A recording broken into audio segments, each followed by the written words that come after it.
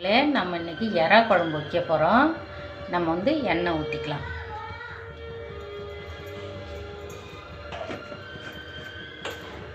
நம்ம தாளிச்சிக்கலாம். கொஞ்சமாக கடுகு போட்டுக்கலாம், கொஞ்சமாக உளுத்தம்பருப்பு போட்டுக்கலாம், கொஞ்சமாக ஜீரகம் போட்டுக்கலாம்,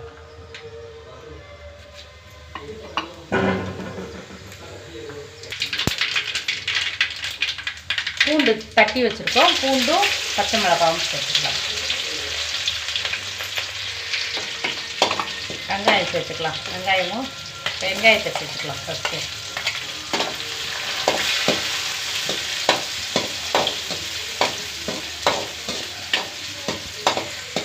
தக்காளி சேர்த்துக்கலாம்,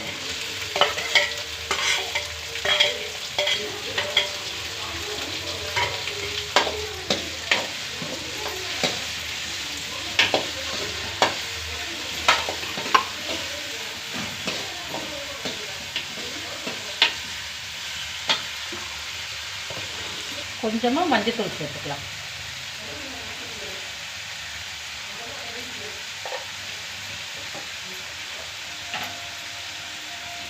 கொஞ்சமாக காரத்தூள் சேர்த்துக்கலாம், காஞ்ச மிளகாத்தூள்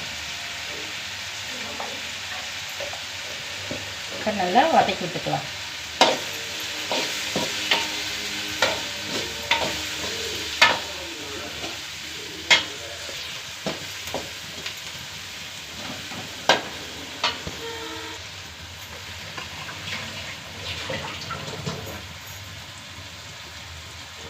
கருவேப்பிலை போட்டுக்கலாம்,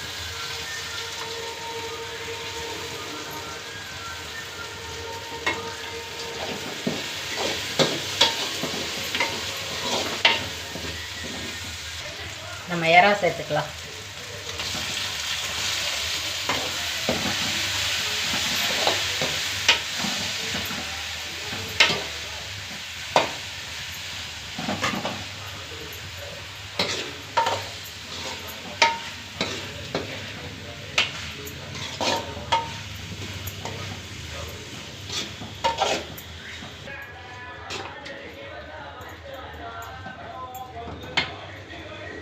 மிளகாத்தூள் சேர்த்துக்கலாம்.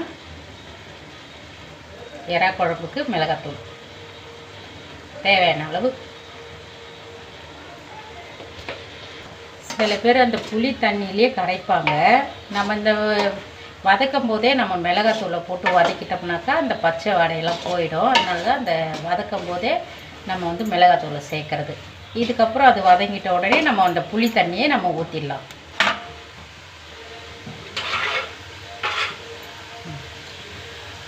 புளி தண்ணி சேர்த்துக்கலாம்,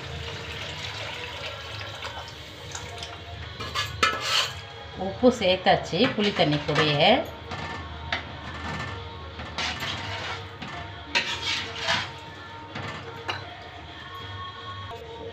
நம்ம குழம்பு கொஞ்சம் தண்ணியாக தான் வச்சுருக்கோம். நம்ம தேங்காய் அரைச்சி ஊற்றுறதுனால குழம்பு கொஞ்சம் தண்ணியாக தான் வச்சுருக்கோம். நல்லா கொதித்து வத்தட்டும்.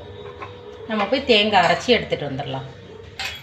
நம்ம எறா குழம்புல முருங்கைக்காய் போட்டுக்கலாம், முருங்கைக்காய்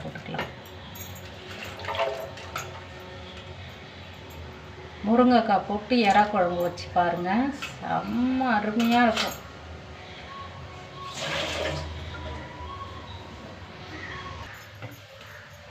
நம்ம தேங்காய் அரைச்சி ஊற்றிக்கலாம்.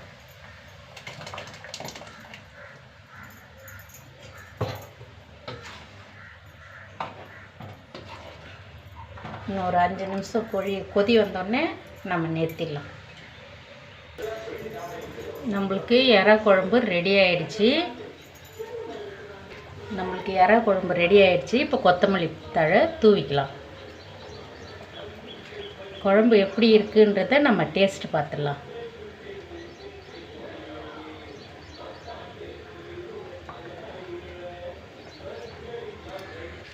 பாருங்கள் குழம்பு டேஸ்ட்டு எப்படி இருக்குன்னு பார்க்கலாம்.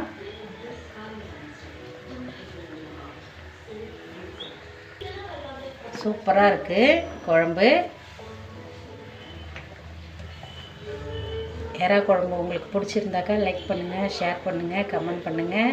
மறந்துடாதீங்க சப்ஸ்கிரைப் பண்ணுங்கள்.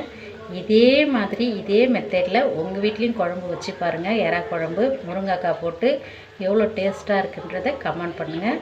நன்றி, வணக்கம்.